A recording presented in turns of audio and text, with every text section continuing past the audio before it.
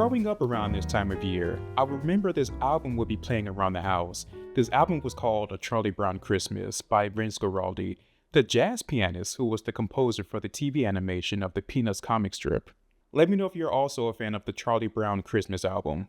It's literally a no-skip album for me. When I heard this album playing, I knew what time of year it was. I felt what time of year it was.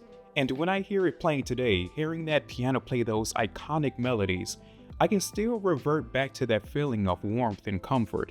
Almost like I'm back to being my 10-year-old self. Now, granted, today I only play it a couple times around this time of year, but this album is embedded into my soul and holds some great memories for sure. When I seen PF Canonical release their collab with Peanuts a few months ago, I knew it was something I had to experience. I was all in on this collab. 3 limited edition candles inspired by the time spent with friends in the great outdoors. I'm talking campfires, hiking trails, roasting marshmallows, trees. I'm actually someone who loves a good hike, and luckily there are so many to go on in California. The most challenging hike by far that I can remember was actually when I went bungee jumping with Bungee America. This was last year for my birthday, I believe. That hike was no joke. It was a bit treacherous, I'm not gonna lie. It was about a 2-hour guided hike up, and on the way back down, you had to fend for yourself.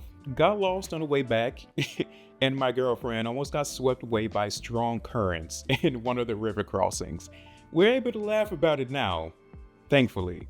We'll never be doing that again, and I'm talking both that hike and bungee jumping. I don't know what I was thinking, wanting to jump off someone's bridge for fun. I noticed I'm now numb to a lot of things that are supposed to be a thrill. I guess the next step for me is skydiving. Yeah, I think I'll like that a little better, and some people from the group that I went bungee jumping with said it was a lot better as well. Anyways, this counter collaboration is made in celebration of the Beagle Scouts' 50th anniversary. Still part of the whole Peanuts Charlie Brown universe, Snoopy and Woodstock are by far my favorite characters from all the Charlie Brown shows. I never knew the names of the other Beagle Scouts though. Do they even have names? Are they all Woodstock? If you're deep into the Peanuts universe, please let me know. I actually went to the release event for these candles at the PF store and had a great time. It's always a great time seeing the PF family and getting to pick their brain about their new candles. Speaking of new candles, did anyone happen to see or pick up any of their new candles from what they're calling the Hi-Fi collection? New candles, new incense, and new reed diffusers. The scents, they do sound promising. I haven't gotten the chance to get my nose on any, but they do look promising from what I see on the site. The vessels appear to be new and larger, and with 2 wicks. I am loving this new chapter of PF already. Let me know in the comments if you have any of the new Hi-Fi candles, and what's your experience with them compared to their standard candles. Cannot wait to get my nose on them. More than likely, I'll have a review out sometime in January. Sorry, I know this conversation is about the Peanuts collab. I just had to get that bit of excitement out. But before I forget, there's actually a Peanuts exhibit on display at the Charles Schulz Museum in California. I believe it's there until March 2025. I was very excited when I seen this and was really hoping to go to get some footage for this video. But then I seen it was a 6-hour drive. I always forget how big California is. Can drive 12 hours in one direction and still be in the same state. But for all the Peanuts fans, if you're close to Santa Rosa, pack up the family and go check it out. It seems like a good time. I just hope it isn't one of those exhibits where it only takes 5 minutes to get through. Okay, as far as the candles, there's Everybody Paddle, Marshmallow Roast, and Take a Hike. My favorite out of these 3 are the least expected if you know my scent preferences. To be honest, they didn't try to reinvent the wheel with these scents, which isn't a bad thing at all. They all have that signature PF DNA to them. If these candles didn't have a label to them, I would think they would be part of their standard collection and not limited edition, if that makes any sense.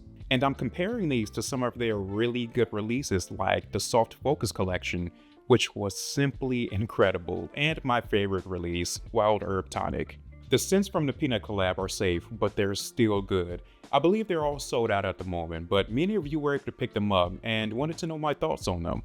If you are able to pick any of these scents up in the future, I would say they are honestly a great, safe blind buy. You don't have to worry about any of these scents being too out there or too niche. Let's start with Take a Hike, the scent that would be great for burning around this time of year, the holiday season. This scent is inspired by long walks along sun-soaked hiking trails with friends. Picture walking alongside towering pine trees with the smell of crisp, invigorating cool air brushing past your nose. Top notes of eucalyptus leaves, green pine needles, and frosted juniper branches. Mid notes of spruce, rosemary, clove, and pine cone. Going up to the base of amber sap, patchouli leaf, and warm musk. I have to say, the notes in this scent work very well together. I mean, there's only so much you can do with pine spruce scents. While the scent is mostly an aromatic spruce piney scent, that touch of eucalyptus, rosemary, and patchouli really does this scent some justice by not having it lean all the way Christmassy pine. I would honestly burn this throughout the year and not just around the holidays. I wouldn't say this is herbaceous or very earthy. It's an all-around great piney scent with some unique aromatic touches. It's green, aromatic, piney, woody, and a bit invigorating. This scent on cold, I mostly get pine, spruce, and a touch of eucalyptus, and when burning it warms up with clove and those base notes of amber, patchouli, and musk. The performance of the cold throw is subtle with pine, spruce, and eucalyptus. The hot throw performance is a piney, warm, moderate, perfect for a small to medium-sized space. The warm qualities of the base added to such an aromatic personality of a scent is what makes this a really nice experience. Everybody Paddle was the scent I thought was going to be my favorite. Still a fantastic scent, inspired by wading through creeks and rivers with friends as the warm afternoon sunlight glimmers on the water. This isn't an oceany, mineral, salty scent in any way. Think of very fresh, earthy, watery greens with a woody, cooling essence. There's lime, ozone, and eucalyptus making up the top notes. Bay laurel, wild fern, and green moss in the mid. Cedarwood, patchouli, amber, and earthy accord in the base.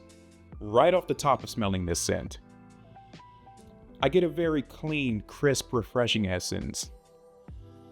It's on the verge of being sharp and pungent, but doesn't cross that line. The smell of ozone is definitely the note that's going to be the star in this scent. Again, not minerally or salty, just a clean, fresh, ozonic, woody smell.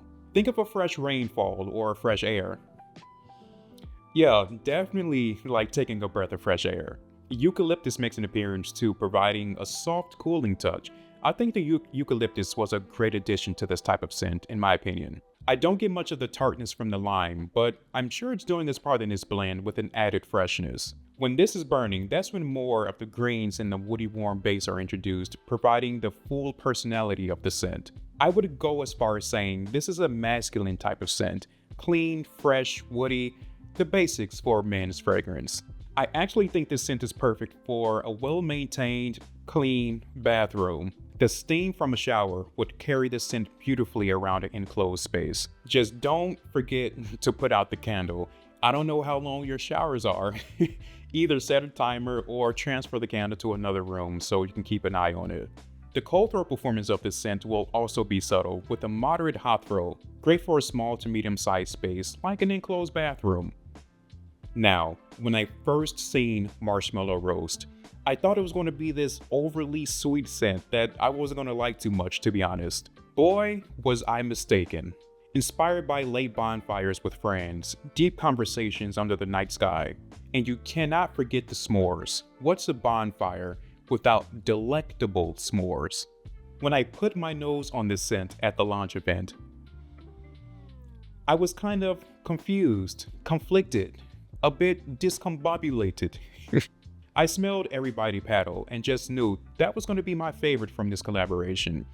But when I smelled Marshmallow Roast, I knew this was the star. Speaking from personal preference, of course.